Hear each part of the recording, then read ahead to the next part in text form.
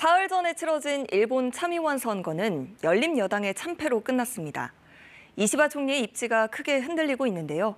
일본 정치에 어떤 지각 변동이 일어날지, 또 한일 관계엔 어떤 영향을 미칠지 월드 이슈에서 박원기 기자와 함께 자세히 알아보겠습니다.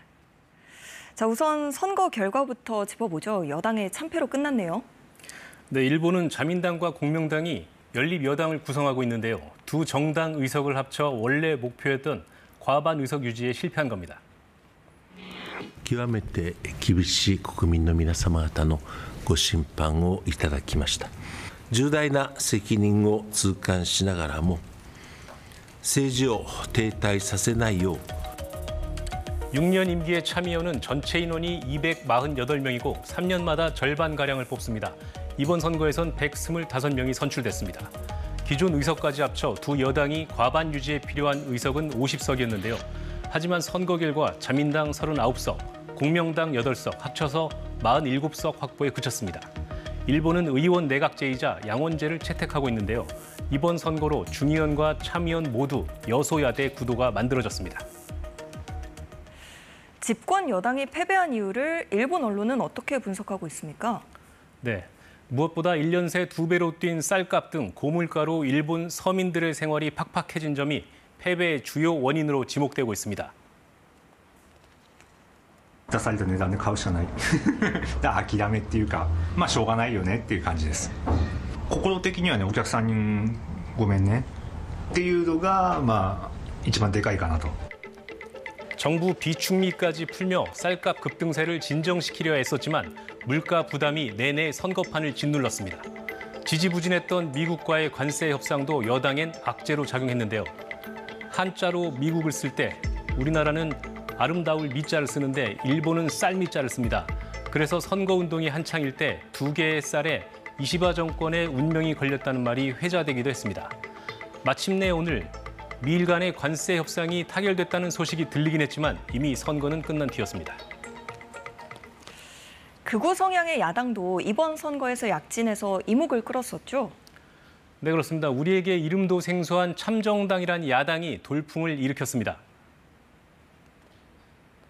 はい、皆さん見てください。全員国会議員ですよ。 1、2、3세 마치 트럼프 미국 대통령의 미국 우선주의를 연상시키는 일본인 퍼스트를 기치로 내걸어 의석을 기존 2석에서 15석으로 크게 늘렸습니다. 참정당은 외국인 부동산 매입 제한이나 영주권 취득 요건 강화 같은 반외국인 정책을 공약했는데요. 혐한 발언처럼 반외국인 정서를 부추기는 공개 발언도 서슴지 않으며 우경화하는 여론의 지지를 이끌어냈습니다. どんどん外国人を入れようというキャンペーンを張ってきたからおかしいだろ。もっと日本人と外国人がぶつかるような社会ができてしまいます。 선거 패배로 이 집권 자민당의 내홍이 본격화될 조짐도 보이고 있죠? 네, 그렇습니다. 이시바 총리가 선거 결과에 책임을 지고 물러나야 한다는 목소리가 여기저기서 나오고 있습니다. 이시바 총리의 최대 정적인 아소 전 총리도 퇴진론에 힘을 싣고 있는데 내분처럼 비칠까 일단 언론 앞에선 말을 아끼는 모양새입니다. 麻生さん、一言よろしいでしょうか。石破総理続投する意向ですけども。 이처럼 사퇴 요구가 빗발치는 데는 이유가 있습니다. 이시바 총리를 앞세운 자민당은 지난해 10월 중의원 선거에서도 졌고 지난달 도쿄도 의회 선거에서도 졌습니다. 3연패를 당한 건데요. 국정 동력에 큰 타격을 받았고 당내에선 책임론이 강하게 일면서 여러 인물이 이시바를 대신할 차기 총리로 거론되고 있는 상황입니다. 다만 총리가 바뀌더라도 여소야대 상황이 바뀌는 것도 아니고 야당이 연합하면 정권이 교체될 수도 있습니다. 이런 사정을 감안해 이시바 총리도 일단 버티기에 들어가는 태도를 보였는데요. 이런 가운데 마이니치 신문은 이시바 총리가 다음 달 말까지 총리직에서 물러나겠다는 의사를 주변에 밝혔다고 오늘 보도했습니다. 그렇다면 이번 선거 결과가 한일 관계에는 어떤 영향을 미치게 될까요?